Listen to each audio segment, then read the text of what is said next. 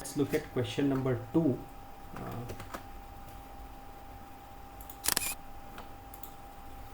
Let's look at question number 2, which is this Monte Carlo simulation of this. Okay, so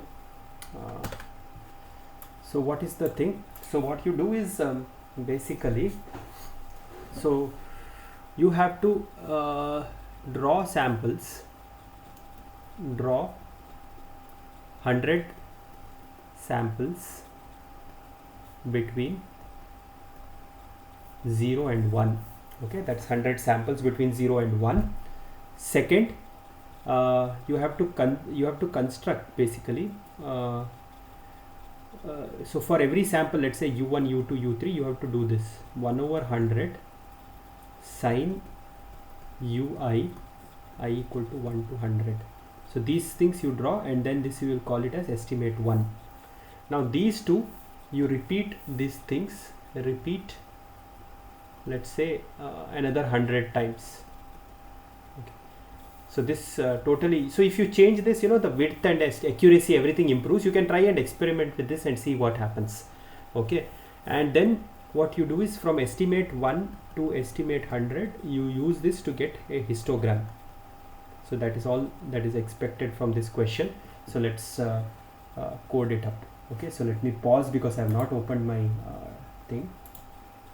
Okay, so now first thing is we have to draw 100 samples. So how do we do that? So again, there is nothing special. We just need to go and search for samples from uniform distribution in Python. That's it. So np.random.uniform. Okay, so np.random.uniform, what does it do? Oh, it's not rand int, right? So draw, okay, open, half open interval. Yeah, this is same. All right, so let's do that. Assignment 2, question, discrete random variables, question 2. Okay, this has to be saved with py. File save as .py. Okay, so import numpy as np, that is the first step, and then samples are np.random.uniform. okay, low is 0, high is 1, and size is 100. So let's see whether this gives anything. So let's see samples. So this has given the samples, desired samples. Now we have to do integrand. Integrand is np.sqrt of sine, I don't know what's the sine function. Sine function in Python. Math.sin is there. I don't know if it takes array as an input. I have to see. Let us try. Import math. So let us see if it does math.import math. Okay, math.sine of samples. Okay, it does not take this one. So let's say sine function in Python, numpy. Okay, np.sine, that should take care of it. np.sine of samples. So this does the samples. Okay, so np.square root, np.sine of samples. That's it. So let's run this. So let's see what is the integrand. Okay, so we have got this. So now estimate that we get, estimate value is basically 1 over 100 of the sum. Okay, so this 100, let's call it as reps. Okay, so 1 over reps. Okay, np dot sum. So I'm just going to sum all the things. So let's try this. So what is estimate value? Something like 6352. I don't know what is the integration of root sin x.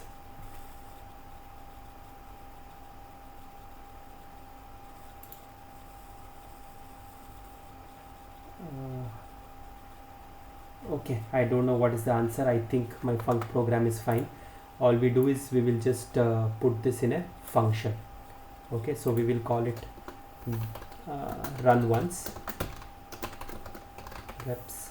Okay, reps we keep it as 100. If nothing is specified, we delete this tab and then we return estimate value. Okay, now so we have reps equal to 100. Now outer estimates. Okay, estimates, let's say we run this 100 times. Now for IDX in our range of outer estimates, what do? So we need to have array of estimate values which is equal to np dot zeros of